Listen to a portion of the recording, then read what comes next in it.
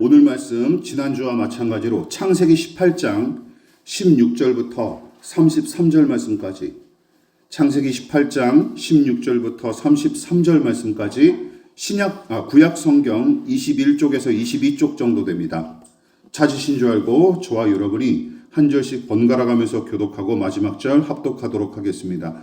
지금까지 제가 먼저 읽었으니까 16절 우리 교우 여러분이 먼저 읽어주시기 바랍니다. 자, 시작.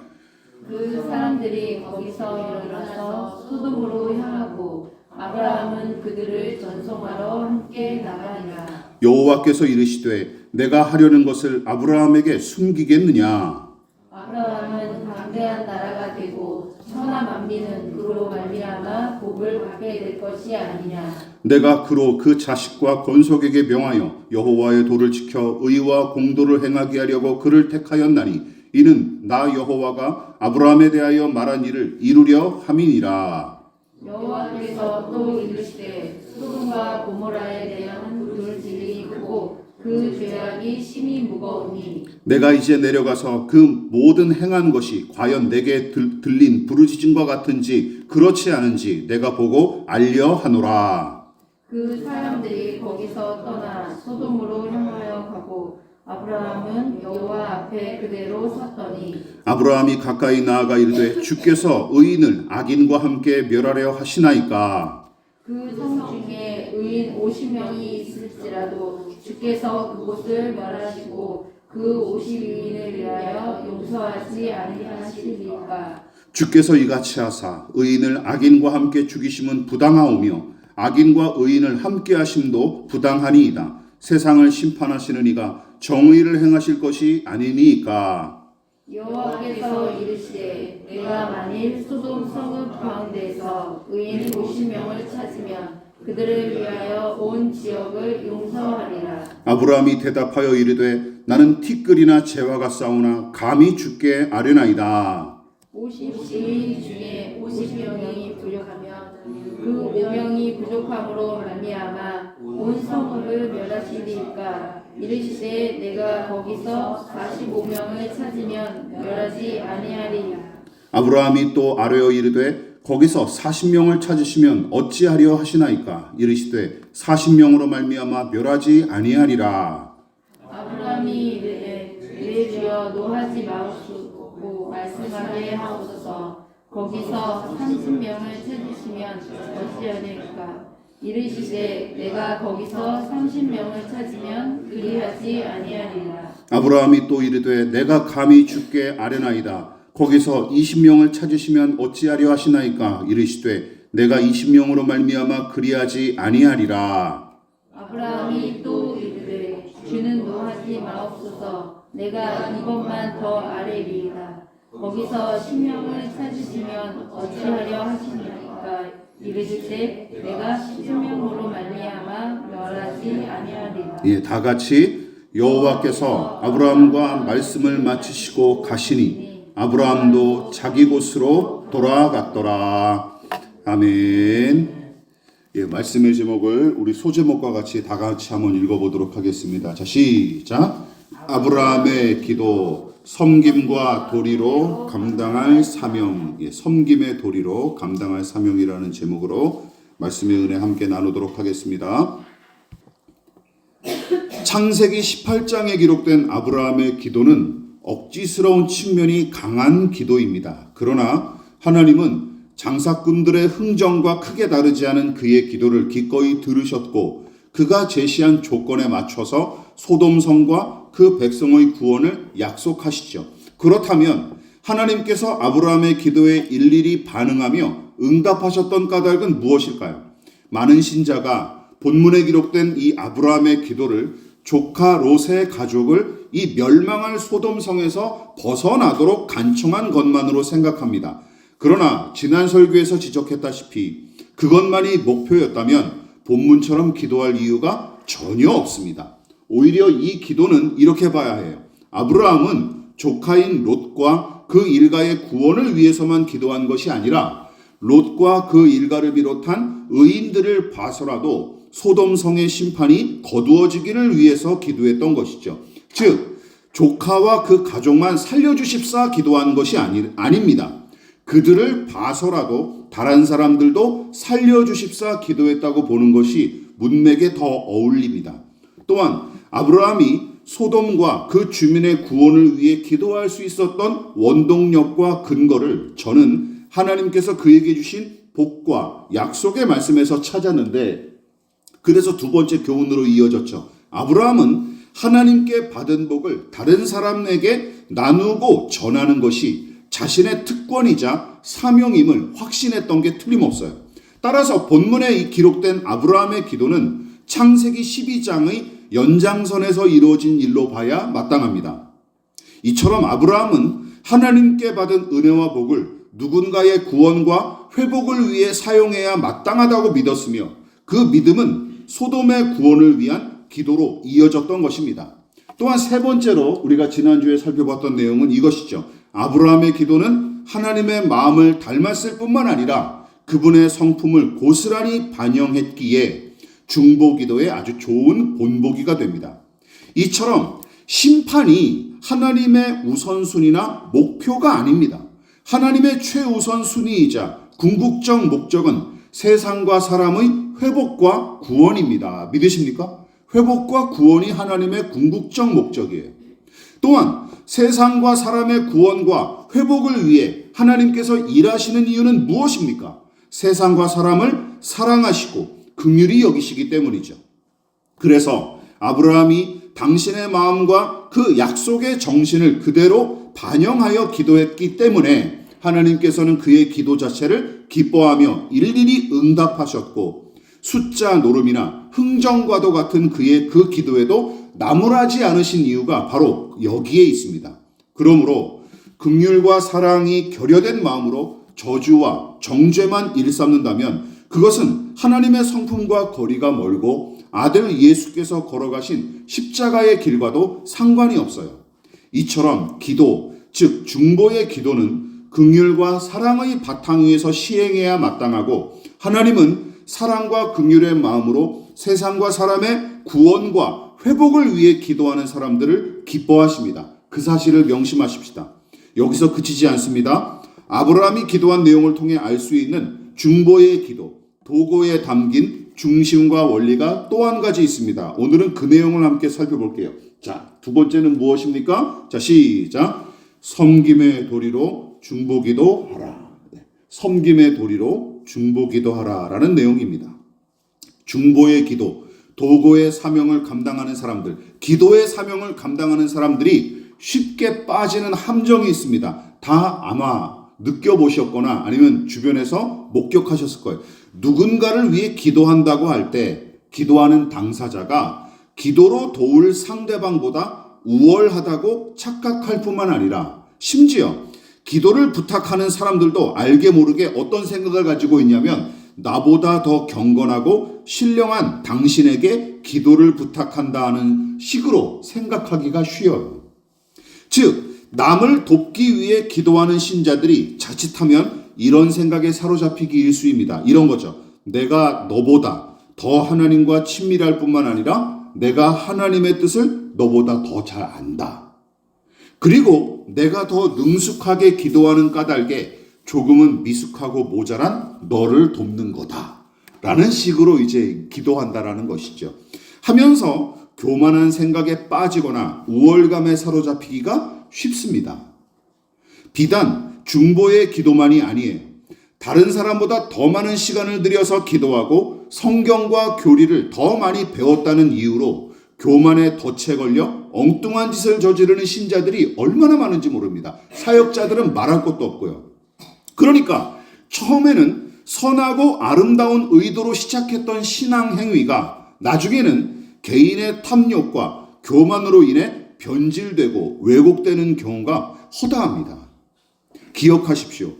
교회 안에서 다른 누군가를 가르치고 그를 위해 기도하는 사람은 상대방보다 더 큰 권세를 지녔거나 혹은 더 높은 영적 지위를 가진 까닭에 남을 가르치고 그를 위해 기도하는 것이 절대 아닙니다. 여러분, 이 사실을 염두에 두십시오. 그 본을 잘 보여주는 사례가 바로 오늘 본문의 이야기예요. 자, 여러분, 우선 본문에 기록된 아브라함의 기도가 어떤 태도와 자세로 이루어지고 있는지 살펴보십시오. 이런 건 아니에요. 여러분, 아브라함이 이렇게 기도하고 있습니까? 내가 이렇게 수고하며 기도하고 있으니 하나님 어서 바라고 원하는 응답을 내놓으시오 하는 식으로 오만방자한 태도는 전혀 아브라함의 기도에서 찾아볼 수가 없습니다. 또한 아브라함은 자기가 기도한 대로 다 이루어질 것처럼 유세를 부리거나 허풍을 떨지도 않아요. 그저 세심하게 하나님의 의중을 살피면서 내내 구걸하는 모양새로 일관할 뿐입니다. 그렇지 않습니까? 그러니까 혹시 하나님께서 내 기도를 불쾌하게 들으시거나 아예 내 기도 자체를 외면하시는 것은 아닐까 하며 매우 조심스럽게 아뢰는 모습만 보이고 하나님을 만만하게 여겨서 목에 힘을 주는 식의 태도 따위는 전혀 찾아볼 수가 없어요.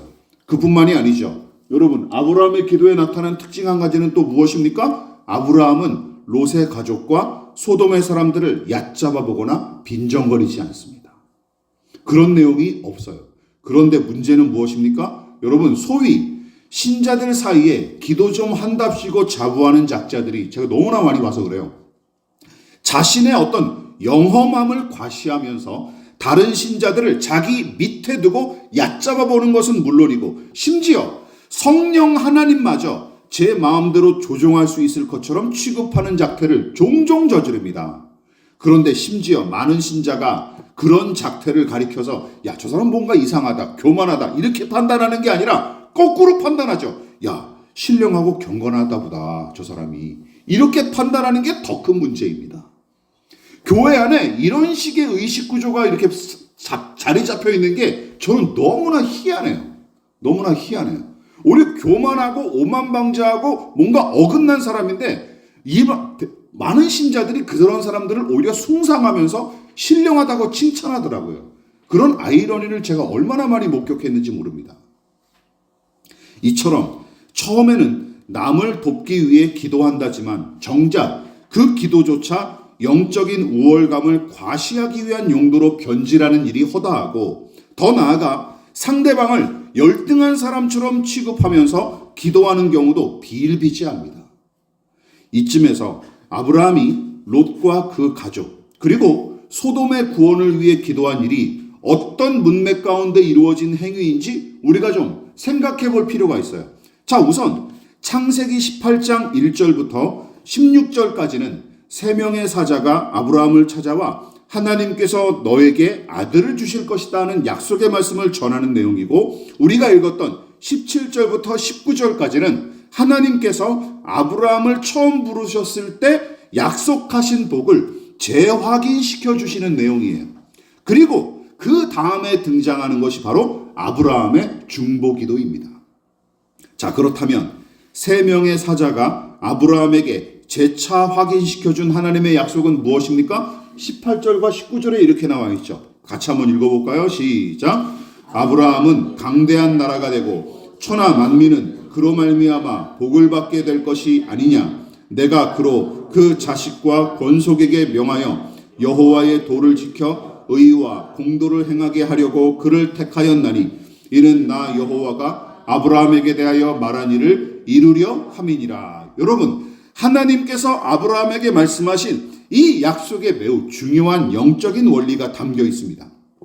지난 설교에도 언급했다시피 하나님께서 아브라함을 부르시고 그에게 복을 주셨는데 그 복은 아브라함과 그 식구만 누리라고 주신 게 아니라는 말씀이었죠. 다시 말해 이 말씀은 하나님께서 천하 만민과 함께 누리게 하려는 의도로 아브라함에게 먼저 복을 주셨다라는 말씀입니다. 너부터 시작이다라는 것이죠. 그리고 18장에서 세 명의 사자를 다시 보내셔서 다시 언급된 이 약속은 그들이 융숭한 대접을 받은 뒤에 기분 좋아서 마구 내뱉은 말이 아니었습니다. 하나님께서 아브라함을 처음 부르셨을 때 이미 말씀하신 내용이었죠. 창세기 12장을 우리가 다시 한번 살펴보도록 하겠습니다. 우리 계속 반복되는 내용이죠. 그래도 읽어볼게요. 중요하니까. 시작. 내가 너로 큰 민족을 이루고 내게 복을 주어 내 이름을 창대하게 하리니 너는 복이 될지라. 너를 축복하는 자에게는 내가 복을 내리고 너를 저주하는 자에게는 내가 저주하리니 땅의 모든 족속이 너로 말미암아 복을 얻을 것이라 하신지라. 여러분 보십시오. 땅의 모든 족속을 복되게 하시려는 하나님의 방법은 무엇입니까? 하늘의 비처럼 마구 복을 무지하기로 막 쏟아붓는 게 아니에요. 어떤 방법이에요? 한 사람을 세워서 그를 먼저 복되게 하신 다음 그가 받은 복을 다른 사람과 나누고 공유함으로써 그 복이 퍼져나가도록 번져나가도록 의도하신 것이에요. 이처럼 저 혼자 소유하고 누리는 것은 기억하십시오. 복을 주신 분의 의도와 거리가 멉니다. 복을 주신 분의 의도와 거리가 멉니다. 나 혼자 잘 먹고 잘 살겠다라는 것은 하나님의 정신과 상관이 없다라는 뜻이에요. 오히려 다른 사람과 나누고 함께 누리는 것이 하나님의 복을 제대로 사용하는 방법인 것입니다. 믿으십니까? 다른 사람과 함께 나누는 것. 이 부분을 유념하십시오. 그러므로 우리가 염두에 둘 것은 이것입니다. 아브라함의 기도는 약속하신 복과 그의 사명을 재확인한 후에야 비로소 시작되죠. 무슨 뜻입니까? 아브라함의 기도가 그의 선량한 성품과 우월한 자격, 월등히 나은 능력 따위에서 시작한 게 아니라는 뜻입니다. 아브라함이 처음부터 경건하고 고상한 사람이어서 이 기도를 시작했다는 게 아니에요. 다시 말해 아브라함의 성품과 능력과 자질에서 그 기도가 흘러나온 것이 아니라 그에게 복을 주시고 그와 교제하시는 하나님의 은혜를 통해 이 기도가 시작된 것입니다. 그러니까 하나님의 은혜가 이 기도의 유일한 원동력이자 근거인 셈이죠. 무엇보다 여러분 생각해 보십시오. 우리의 이기적인 본성과 망가진 내면으로는 여러분 순전한 마음으로 남을 위해 기도하는 일이 거의 불가능합니다. 거의 불가능해요. 오히려 하나님께 받은 은혜를 힘입어 겸손히 자신을 낮출 때 비로소 남을 위해 온전히 섬기고 기도하는 일이 가능하게 되는 것입니다. 여러분은 이 원리를 확신하십니까? 그렇다면 하나님께 받은 것으로 기도하는 것이기 때문에 거기에 우리의 자랑이나 공로도 내세울 수가 없어요. 그렇지 않아요? 이게 당연한 귀결이죠. 당연한 귀결이죠. 그러므로 너희는 거저 받았으니 거저 주라 하신 예수님의 가르침도 이 원리를 지지합니다. 믿으십니까? 이 원리를 지지해요. 우리의 힘으로 우리의 능력으로 한 게 아니니까 오직 하나님의 은혜로 한 것이니까 나도 거저 베푼다라는 식의 이 원리가 성경이 지시하는 원리라는 것이죠. 여러분 이것이 성경에 나타난 은혜의 법칙과 원리고 먼저 은혜 받은 믿음의 사람들이 지녀야 할 마음가짐과 태도입니다. 누구보다 아브라함과 그가 처한 조건이 바로 이 원리를 잘 보여주죠. 여러분 아브라함이 어떤 사람입니까? 아브라함이 어떤 형편에 처해 있었어요? 노쇠하여 기력이 쇠한 노인네였지 않습니까? 게다가 남편만큼이나 나이 들어 진즉에 생리가 끊어진 아내 사라.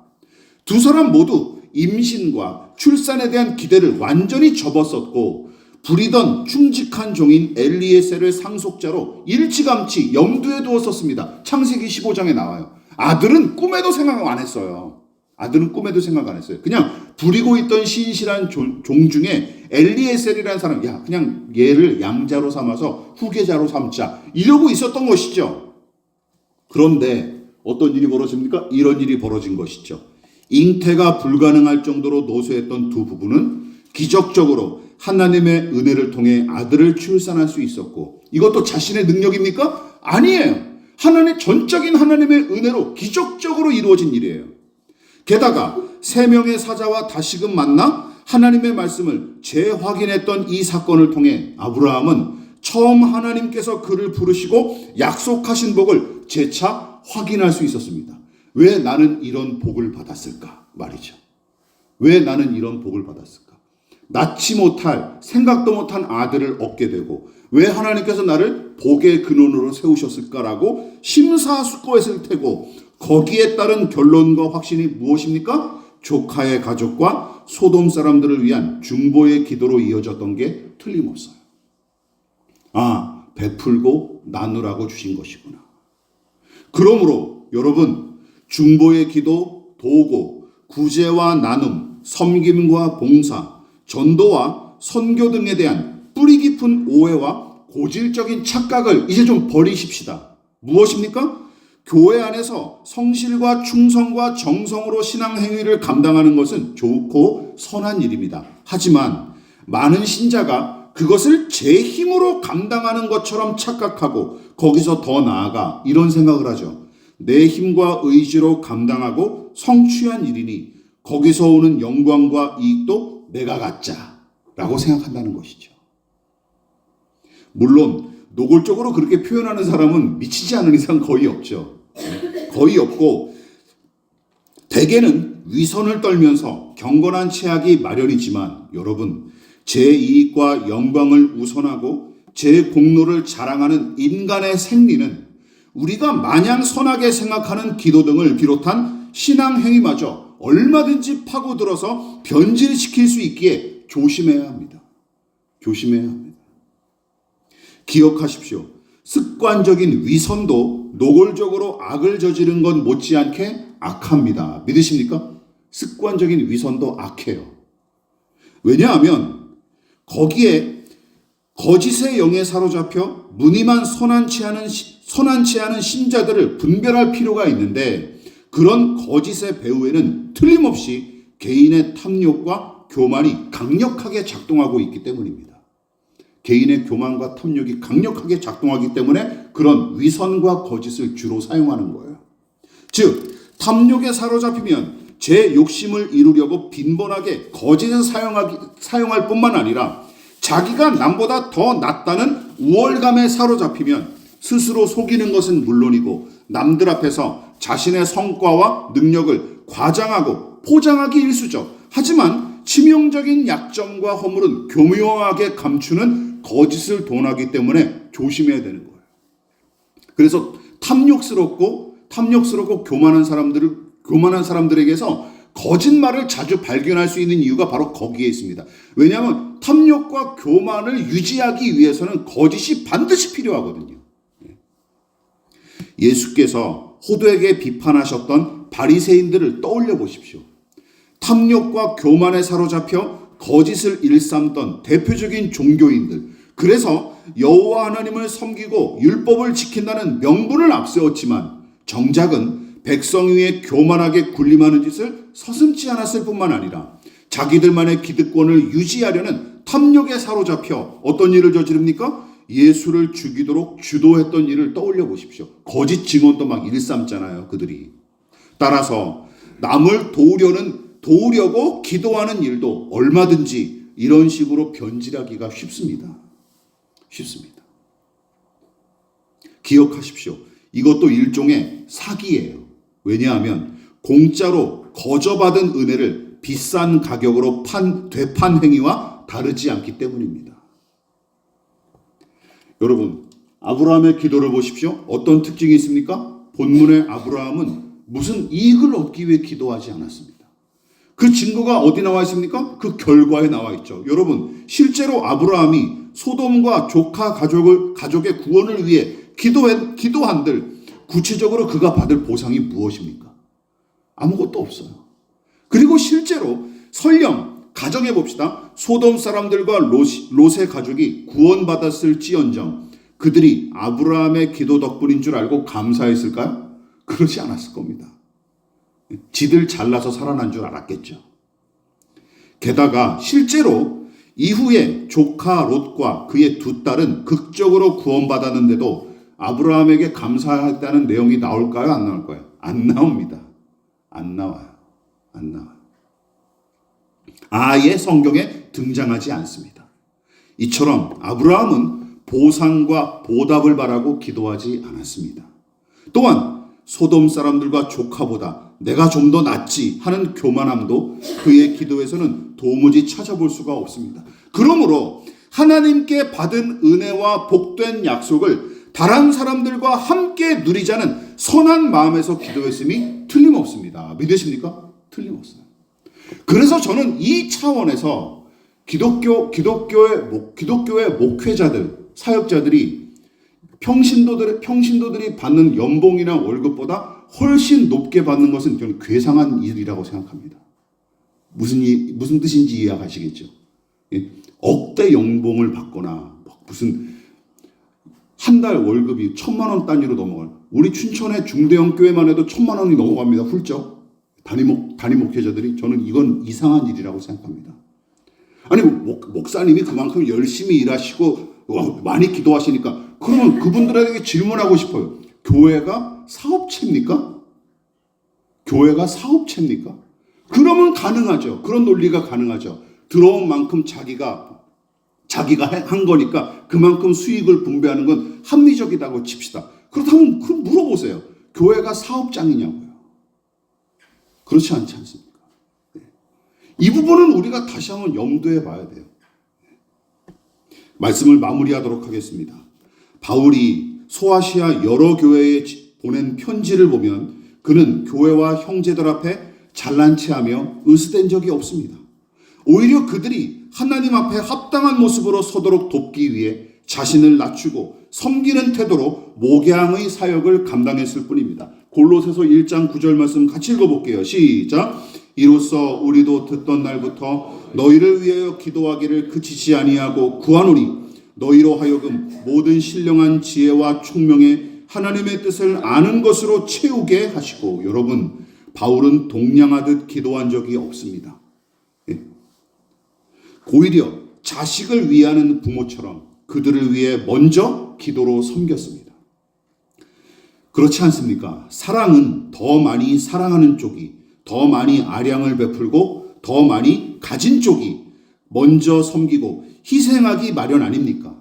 또한 바울은 사도의 체면이나 권위 따위 전혀 생각하지 않고 교회와 신자들에게 기도를 부탁하는 일도 서슴지 않았어요. 자신의 약점과 허점을 드러내는 일도 서슴지 않았어요. 고린도후서 1장 11절 시작. 너희도 우리를 위하여 간구함으로 도우라. 이는 우리가 많은 사람의 기도로 얻은 은사로 말미암아 많은 사람이 우리를 위하여 감사하게 하려 함이라. 이처럼 바울의 편지에는 그가 교회와 성도를 위해 기도하겠노라고 약속하는 내용만큼이나 교회 공동체가 바울 일행을 돕도록 기도를 부탁하는 내용도 매우 빈번하게 등장합니다. 그러나 오만하거나 자존심이 센 사람들은 자신의 약함과 결핍을 감추기에 급급한데, 그래서 다른 사람에게 기도를 부탁하거나 도움을 얻는 일은 그저 생색내기를 위한 수단에 불과하고 도리어 남들보다 우월한 존재임을 과시하기 위해 자기의 강점과 장점을 부각하는 일에만 몰두할 뿐이죠. 그러나 바울은 자기를 높이기 위해 잘난 체 한 적이 없고 다른 신자들을 일부러 하대하거나 열등한 존재처럼 취급하며 무시하지도 않았습니다. 이렇듯 복음 전파, 설교, 구제를 비롯하여 다른 사람을 돕기 위한 중보의 기도, 도고 등과 같은 모든 신앙 행위는 기억하십시오. 그 시작과 끝이 은혜의식에서 비롯되어야 마땅합니다. 믿으십니까? 은혜의식에서 시작하고 마쳐야 되는 거예요. 은혜의식이란 무엇입니까? 이것이죠. 자격 없는 죄인에게 하나님의 놀라운 은혜가 임했다는 감격스러운 확신과 함께 하나님께서 죄인을 긍휼히 여기는 마음으로 은혜를 베푸셨듯이 먼저 거저받은 은혜를 남에게 거저 주자는 정신을 가리키는 거예요. 여기에 무슨 큰 보상과 대가가 다를 것처럼 사역하면 그 사역자는 망가질 수밖에 없습니다. 그리고 제풀에 지칠 수밖에 없어요. 보상을 기대하고 이 일을 한다면 그 지칠 수밖에 없습니다. 망가질 것입니다. 변질할 것입니다. 따라서 이 은혜의식이야말로 우리 신앙의 핵심이자 모든 사역의 기본 정신입니다. 남을 돕기 위한 중보의 기도, 도고도 예외가 아닙니다. 그리고 그 정신을 잘 담고 있는 이야기가 바로 우리가 읽은 아브라함의 기도입니다. 아브라함은 하나님께 먼저 받은 믿음과 복, 그리고 구원의 은혜를 그들도 함께 누렸으면 하는 바람으로 기도했고, 사랑과 긍휼의 하나님을 닮아 그들의 회복과 구원을 우선 염두에 두고 기도했으며, 기도하는 동안 하나님과 사람 앞에 섬김의 자세로 기도한 것이 그 사실을 방증합니다. 당연하죠. 참 사랑은 섬김의 낮은 자세와 자기 희생을 요구하기 때문입니다. 이처럼 남을 위해 기도하는 일은 더할 나위 없이 숭고한 사역인 까닭에 하나님은 더 큰 영광을 받으시고 무엇보다 당신의 마음과 성품을 구현하는 사역이 바로 이 중보의 기도이기에 더더욱 기뻐하십니다. 그러므로 먼저 은혜를 받았다는 확신이 있다면 먼저 남을 섬기고 세상과 사람을 위해 기도하는 저와 여러분 되시기를 주님의 이름으로 부탁을 드리겠습니다. 이것이 중보의 기도를 감당하는 사람이 지녀야 할 중심과 태도예요. 그리고 이 기도의 사명은 거지에게 동냥하듯 상대방을 모자란 사람 취급하듯 혀를 차면서 감당할 일이 아닙니다. 세상은 더 나은 사람, 더 가진 사람이 가난하고 약한 자 위에서 군림하는 것이 이치이지만 더 높고 힘 있는 자가 더 낮아져서 섬기는 것이 하나님 나라의 원리입니다. 믿으십니까? 이게 하나님 나라의 원리예요. 세상 어떤 곳에서도 찾아볼 수 없는 하나님 나라의 원리. 무엇입니까? 더 높고 더 힘센 자가 더 낮아져서 희생하는 것. 이게 하나님 나라의 원리라는 것이죠. 우리 각 사람과 우리 교회가 섬김으로 기꺼이 중보의 기도, 섬김의 사명을 제대로 감당할 수 있기를 진심으로 축원을 드리겠습니다. 그러므로 너희는 이렇게 기도하라. 하늘에 계신 우리 아버지, 아버지의 이름을 거룩하게 하시며 아버지의 나라가 오게 하시며 아버지의 뜻이 하늘에서와 같이 땅에서도 이루어지게 하소서. 오늘 우리에게 일용할 양식을 주시고 우리가 우리에게 잘못한 사람을 용서하여 준 것 같이 우리 죄를 용서하여 주시고 우리를 시험에 빠지지 않게 하시고 악에서 구하소서. 나라와 권능과 영광이 영원히 아버지의 것입니다. 아멘.